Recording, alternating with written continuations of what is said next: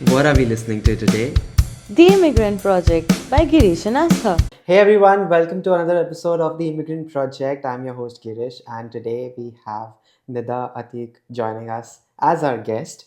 Nida is an engineer turned marketer. She's also an entrepreneur and she's also working full time. So she's wearing a lot of hats, not wearing one at the moment, but she wears a lot of hats and she just came from a networking event Yes. working full day on a Friday, and she's decided to dedicate her 1 hour, half an hour to recording this episode. So we are eternally grateful, but I will not be able to do justice introducing Nida. So Nida, why don't you talk about yourself and introduce yourself to the audience? Thank you. Those are very kind words. And hi, everyone. I would say, yeah, like you said, I'm an engineer turned marketer, but I have about 11 to 12 years of experience in marketing. And I'm passionate about, connecting with people, learning about their stories, and that's what got me into marketing. I also have my own marketing agency, which I'm running, which is called Anagar Media, and we service like small and medium ticketed clients, but it's mostly for immigrants and to support the immigrant community and to help them. Every immigrant is starting their new journey, Hmm. well, and they will need some kind of help in their sales process and their marketing Yeah. journey, and that's where we come in and we try to help. Wow, that's fantastic. I want to spend some time talking about what Anaga Media does, but before Sure. that, let's set some base. Let's talk about your journey in Canada. When did you first come? Why did you come to the country? Yeah, it's been 3 years since I've been in Canada. I think why I came here was for better opportunities. Um, for me, it was always about, so back home in India too, I was always marketing for like North American companies and Hmm. the North American market. And when the pandemic hit and I started looking for jobs within India, it was really difficult for me to find Hmm. jobs within marketing because I was always told that you don't understand the Indian market. And that's when I took like an active decision of, okay, maybe, it's time to move. Hmm. And it was also at the back of my mind because my parents thought, just the opportunity, better way of living, having more access to healthcare, etc. So that was when I discussed it with, just family and friends. And I thought it's better to move to Canada. Wow. So you took a decision during the pandemic, and Yes. within a year you got Yes. your work permit. I'm assuming No, I got my PR. within a year. Yes. So I got an invite from the Ontario PNP PNP program. program.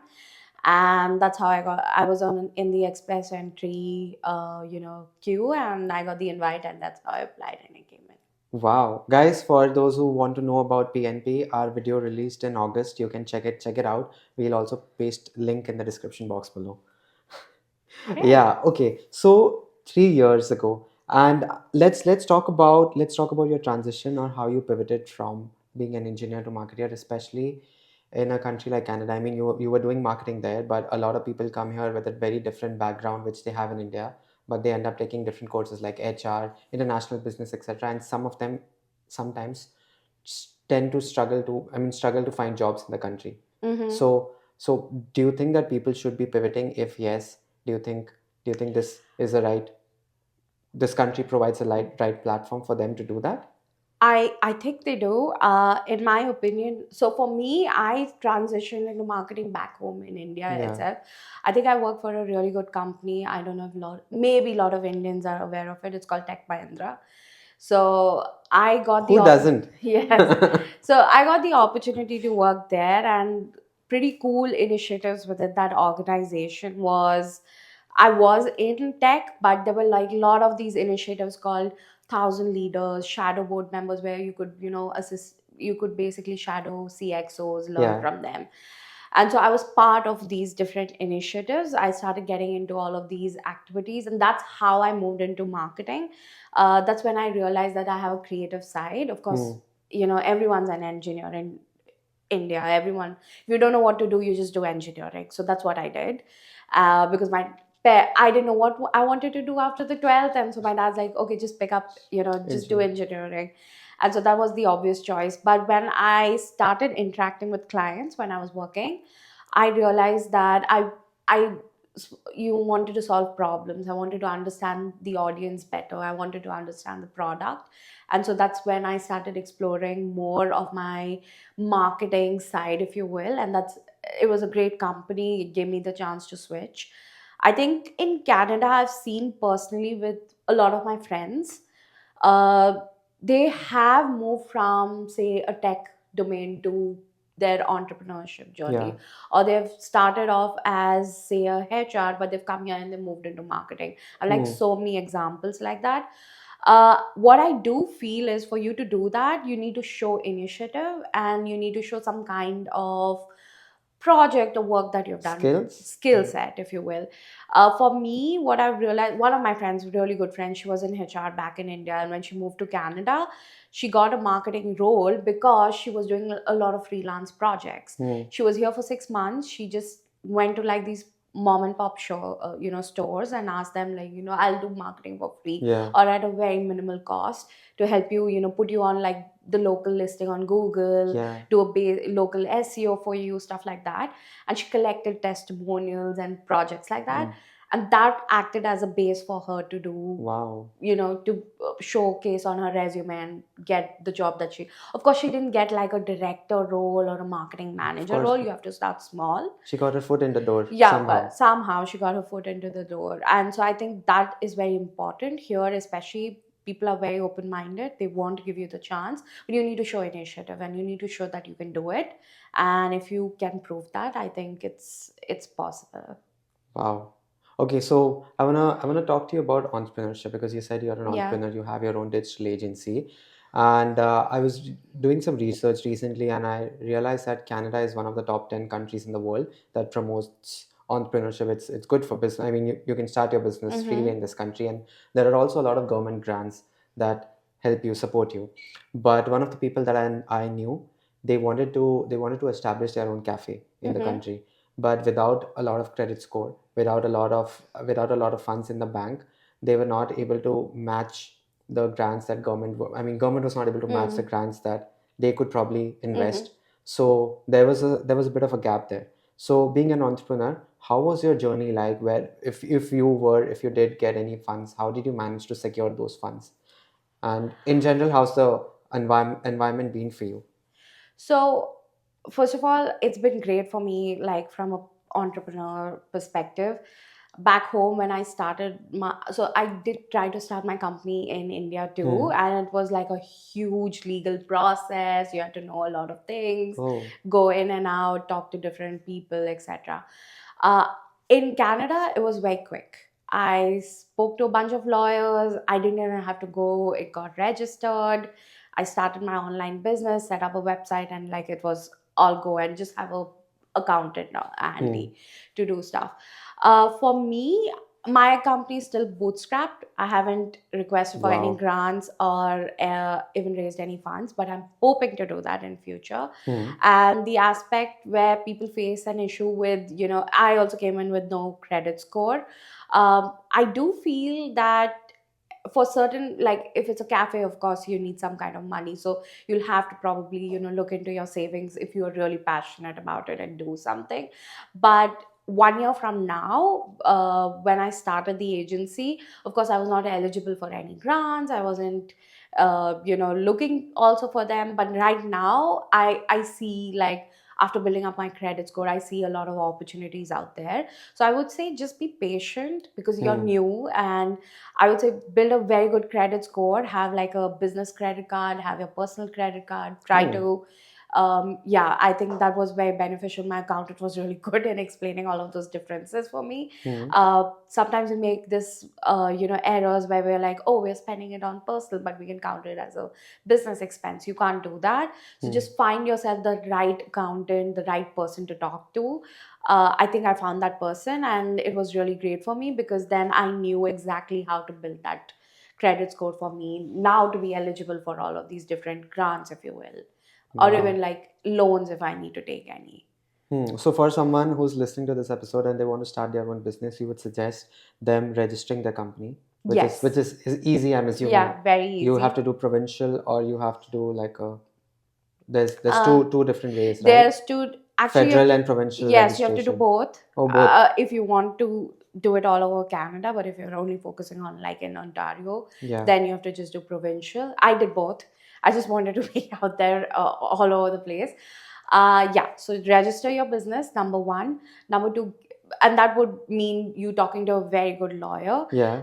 And then two, finding yourself a very good like accountant who's going to Hmm. help you, guide you, set up that process for you. In fact, my accountant was so good, they really helped me find that right. So I have a business account with like Scotiabank, and my Yeah. credit card, and my Hmm. business savings account and credit account.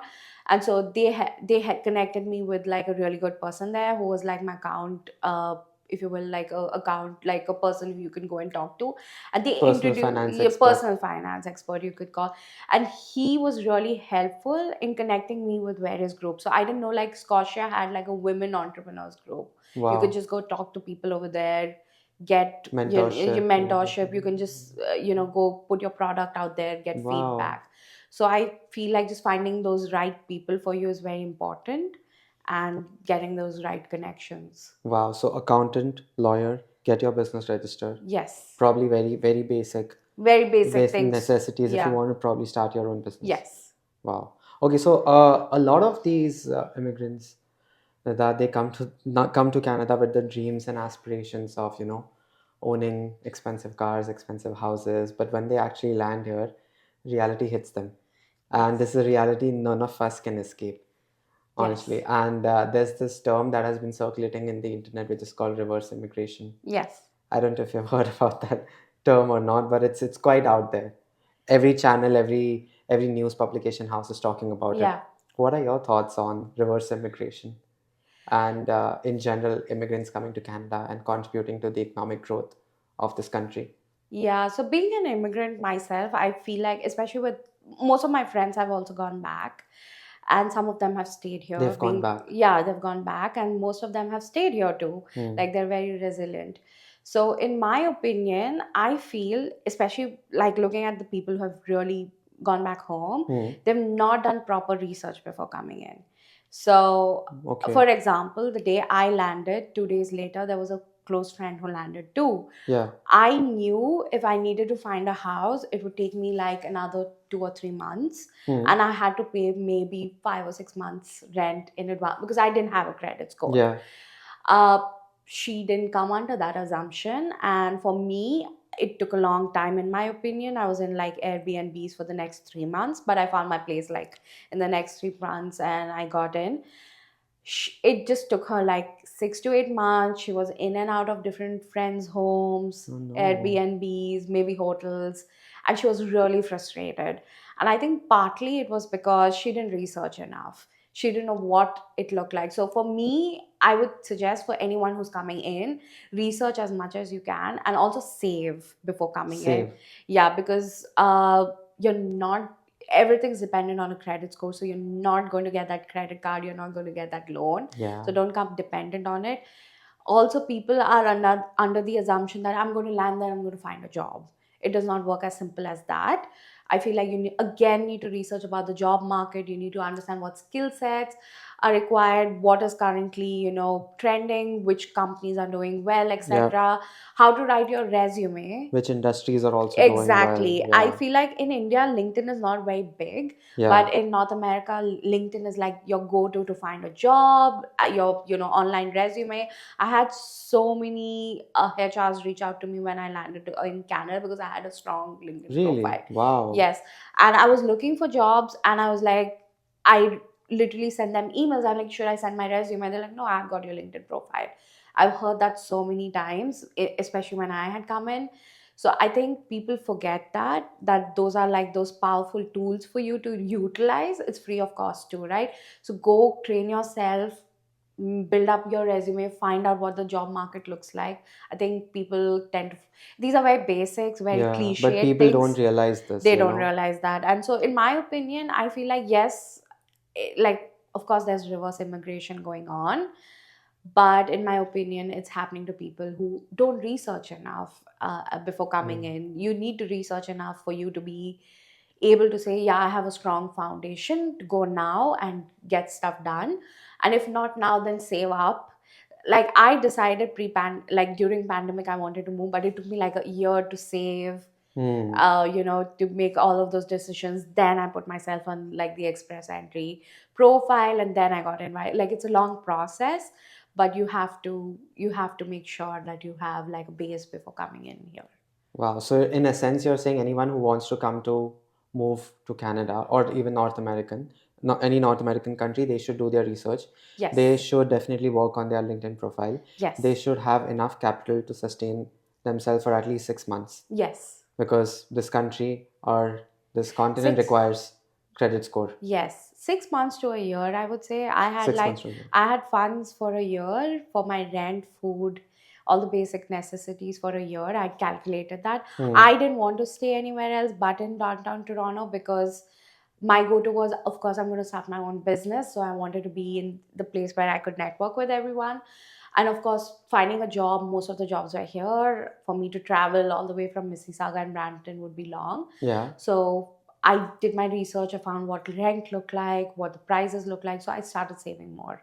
And I think that's the key to it. Of course, everyone has their different finances and different, Yeah. ideas in mind on how they would like to do it. But just be aware of what you're getting yourself into. Yeah, so in a sense, if they really want to move to this country, do their research. If there Yes. are actually jobs in the industry, they work in. Yes. Otherwise, there's no There's no point. point. Or like to our point, which we discussed earlier, if you want to switch and you want to get into a completely different industry, domain, skill set, then do that necessary initiatives or steps for you, the initial things for you Yeah, to get in there. Show initiative. this country allows that, but you gotta go out Yeah. there. Yes. Yeah, that's a really important point. I hope our listeners gain Okay. something out of it and implement it. Okay, let's talk about your organization, Anaga Media. You Yes. said. So what does it do, and how can immigrants out there benefit from it? Sure. It's basically a full stack marketing agency. By that, I mean that you want to make your website, you want to do SEO, you want to do social media. Hmm. We do all of that. And because I come from a technical background, and I've served a lot of Hmm. B2B SaaS companies, I have a lot of expertise in running different kind of campaigns, whether it's like a ABM campaign, whether you want to run programmatic, campaigns, or programmatic ads, sorry, and PPC, etc. So we want to give like a full-fledged solution. More often than not, I've noticed when I reach here, especially for immigrants, it was like a pick and choose, and marketing agencies were like really expensive. So if you wanted to do SEO with someone, Yeah. you had to just do SEO with them and forget about doing social or website, Hmm. etc. And so you're spending maybe $3,000, $4,000 a month, and you're just focusing on doing that bit, Yes. Yeah. and it's not getting you anywhere. And so what I thought would benefit immigrant, especially immigrant entrepreneurs, was something which they could customize and package as a deal. So I don't go in and say, oh, you can just do SEO or social. We go with goals. What are your top Goals. three goals? Yeah. And we basically try to get there in the next 3 to 6 months. So we work with them on, okay, so what are you want to get more clients? These are the three things we need to do to get more clients. Maybe make your website first, do a basic SEO, run a lead gen ad. So these are the three things we'll do, but this is packaged as a deal, of course, discounted hugely for them, to get them there. So, and also the other thing which we do as an agency is we start educating them. Hmm. Of course, agencies feel the need to not tell their clients how things are done, but I feel like some basic things can be learned. And Yeah. marketing is not like rocket science; it could be done by True. anyone. Just you just need to learn the basics. And I'm not saying like all marketers out there don't do anything, but they do. I'm just saying like the basic things of marketing is very Yeah. important.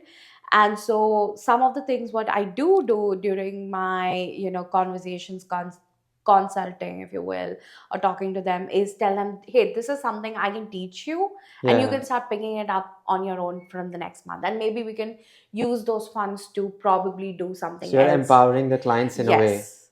Wow. So, say I feel like building our own social brand, especially on LinkedIn of here as entrepreneurs, is huge.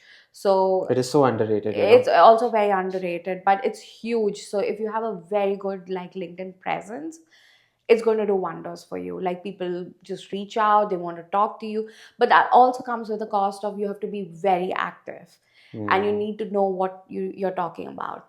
And a lot of people don't want to do it.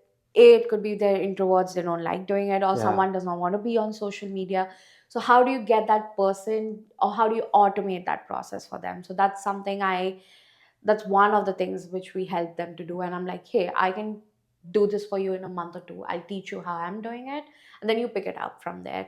And then now we can focus on the other things your business needs while this is happening on the side, because you are not just selling your product or your service, you're selling yourself. As an entrepreneur, people look at you before they buy the product or service. So just to empower people, that's one of the things we do. Wow. But of course, there are other things which we like to teach them. Like, for example, there's a person who came to me, we built their website for them, and he's like, oh, but to maintain the website month on month, it's going to be like, your services cost me so much. Yeah. And I'm like, well, it's not rocket science, you can learn how to do it. And he was very enthusiastic to do Hmm. that, and he learned WordPress with me for like a month. So every time I posted a blog on his website, any new changes I did, he just sat on a call and he saw that, Wow. and he recorded those sessions, and then he took the initiative of learning it on his own. And after a month, you were Yeah, able to after a pick month it he was up. doing it on his own. So Wow. it's also something which I like to do with entrepreneurs, where you can do bits and pieces. You can't do everything, but you can do bits and pieces where you could save money, time, learn something new. Yeah, so have a very scrappy attitude. So your agency provides like a complete hands-on approach, a very Yes. customized strategy, and with goals in mind, three top goals in mind, Yeah. achievable goals, and you will also empower and educate your Yes. customers. That's really nice. Thank you. Yeah, I mean, yeah, I hope entrepreneurs, small business owners, anyone out there who probably has a business and want tools to promote their services or products that they're offering, they should definitely Thank reach you. out to you. We have time for one last question, Nida, Yes. and I know this has been a very fantastic conversation for me. At least I got to know a lot of things. Thank you. So the question is, we ask all of our guests is what next for them? Where do you see yourself personally, professionally, maybe 2, 5, 10 number of years down the line? Yeah, of course, I wanted to see my agency grow and serve, bigger, larger clients as well, while supporting immigrant entrepreneurs. And I want to see these immigrant entrepreneurs to grow, bigger, be successful businesses. Apart from that, I do have a full-time job. So uh, it has been my, you could say, inner desire, if you will, that I want to be a CMO someday of some company.